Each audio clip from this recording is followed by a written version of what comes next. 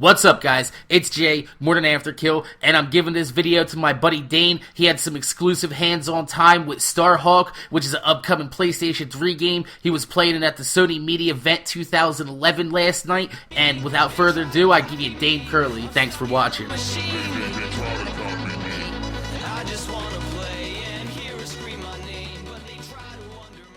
What's going on, gamers? Dane Curley here. Some of you guys know me as Noodles. You can call me whatever you want. I don't care. Anyway, I'm looking a little raggedy and tired because I got home late last night from the 2011 PlayStation Holiday Media Showcase. It was a really exciting event. There were tons of games that nobody's seen yet, and if you hear a lot of clicking on the floor, it's because of this creature. I got to play a ton of games that nobody's gotten their hands on yet. StarHawk, which is what I'm going to be talking about in this video. Journey, which was interesting. Twisted Metal. Oh my god, Twisted Metal was so good. A game that's not really a game called Pixel Junk 4am. And I even got my hands on the Sony Vita, which was really cool. Graphics were phenomenal. I mean, blow away the PSP. Totally new experience. Really cool. Soul Calibur 5, which I had a blast playing. Saw some of the new characters in action. It was pretty cool. And also Syndicate. Campaign driven. There's going to be a co-op campaign with 4 players, and there's also going to be a single player campaign. And that game was really fun. Some really unique weapons. So as you see, my media booklet here is a little crinkled up. Here in New York City last night, there was a crazy rainstorm kind of out of the blue. They said it was supposed to turn to snow. Thank God it didn't. So you'll see that I have a couple of StarHawk multiplayer betas, which are also very crinkly, but they are indeed the real deal. And this is for the private beta. I have 2 codes that I don't think I'm going to use. I did already get to play the game. I'm sure I could benefit by playing a little more, but you guys probably could a little bit more than me. So I'll probably be giving these away eventually. A little bit crinkly here. I'm just going to type in the codes for you guys online. You guys can get a chance to play. So I have here Sony's explanation of StarHawk, and I'm going to go ahead and read that to you. Here it is. Here it is, StarHawk. And there's a picture of it. Looks like a guy in front of something green, and he's pretty hooked up. Anyway, I'm going to go ahead and read that. Get some focus. I'm going to go ahead and read this for you. This is Sony's explanation of StarHawk, the game that I got to play at the media release last night. StarHawk. From the creators of Warhawk comes a bold new third-person shooter adventure set in the lawless frontier of space, allowing players to instantly alter the battlefield by calling down offensive and defensive structures to your advantage in real time from an orbiting dropship. That's a mouthful, but I'm going to explain what that is, because I got to experience that. All while blasting away at enemies in the middle of huge single-player or multiplayer firefights. So that is Sony's explanation of StarHawk. And I did get to speak to the producer of StarHawk, Harvard Bonin. Harvard Bonin. Didn't make it up, fellas. Didn't make it up. That is the man's name. Harvard Bonin. Harvard Bonin. Pretty amazing. Yes, Harvard Bonin. That is his name.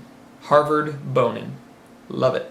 Excellent name for the producer. Really cool guy. Got to speak to him about StarHawk in depth. He kind of taught me how to play as I was going along, and my controller was set to invert, and I'm not an inverted guy, so he was very patient with me because I was too impatient to hit start, go to the controls, and switch it to uninverted. One of the things they mention here is that you can call down offensive and defensive structures to your advantage in real time from an orbiting dropship.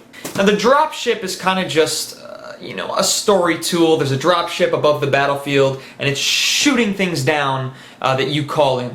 Basically what you're doing is you're building, okay? You can build an arsenal of buildings. You build supportive structures, you can build defensive structures, but the most important thing to me was that you can build vehicles and jetpacks, and the jetpack was really cool. But the coolest thing was this mech warrior slash transformer slash fighter jet that was just out of control amazing, really fun to play with. And that was called the Hawk.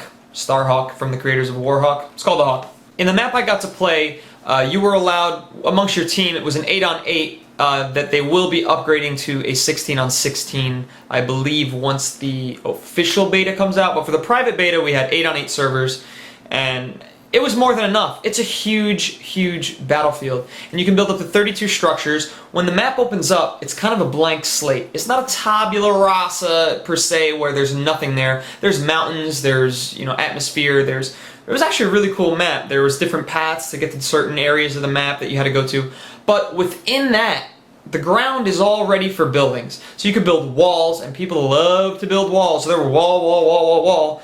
All you have to do is buy a jetpack and you fly over the walls. But let's say you build 32 walls. You build 32 walls, there's no room left for all the other excellent and really fun buildings. Like, let's say, the building responsible for creating tanks or jeeps. And I'm using words that are familiar to most gamers because I don't know the code names for these vehicles within the game StarHawk. What I do know is that they're very fun to use. I got into a Hawk, which is this hybrid fighter pilot mech warrior, kind of like a transformer, but it was very unique. And I was flying around collecting power-ups for it and different kinds of ammunition and different kinds of rockets. And I mean, this thing was tearing it up. I would fly around, you can go slower with it and start freaking shooting guys on the ground. But then what I was also doing is I was transforming in the sky, smashing down on the ground and freaking stomping out people, shooting them with rockets, blasting them with lasers. It was really fun. But you do start the game off as a guy with an assault rifle. You know, you can select different weapons with the D-pad as you collect them. You collect them as ground pickups, as most games are.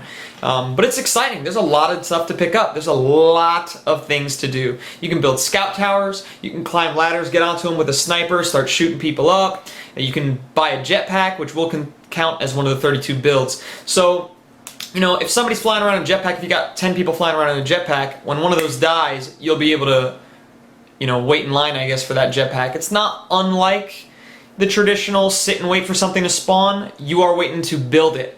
But what's really cool about it is when, let's say you can't get a jetpack, you can't build any buildings, you can go around, fight the fight, capture the flag.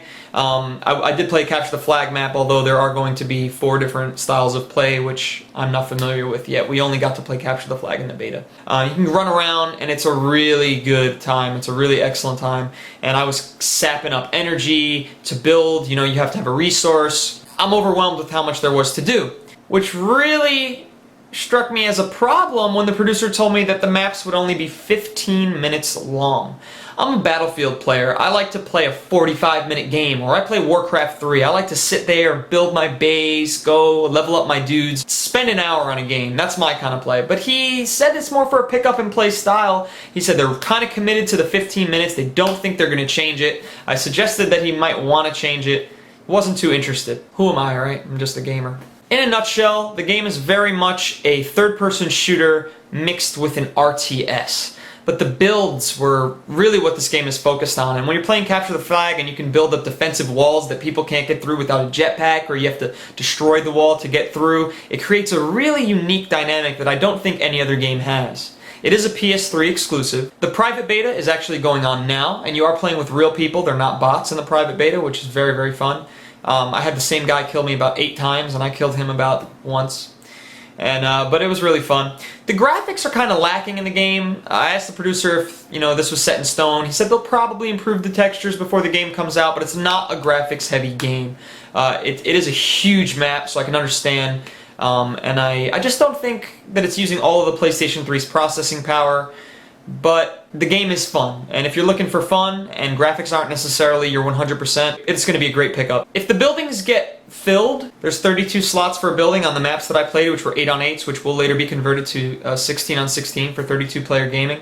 You can destroy someone else's buildings, and there are fail-safes so that you don't, you know, accidentally do this. Hold square next to the building's kind of control panel. They have little computer devices next to them, and you hold square, and it kind of extracts the energy that was used to create this building and gives it back to you. The energy is personal. You can find it around the map. You can destroy energy ore containers and take that into your character. So everyone is responsible for how much energy they have themselves. There's no team collective, although you are 100% working as a team.